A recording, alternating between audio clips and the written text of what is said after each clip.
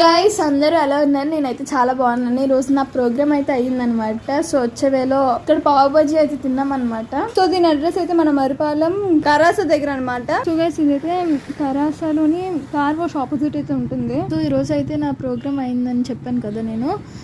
Programme అయితే శ్రీ కనక Mahalakshmi temple ఉంది కదా టౌన్లోని, అక్కడ అనమాట. అక్కడ చాలా ట్రాఫిక్ ఉంది హైవే మీద కూడా. సో బైక్ అక్కడ పార్క్ చేసి ఇక్కడ కొంచెం పావు బాజీ తింటూ అలా రిలాక్స్ అవుతున్నాం.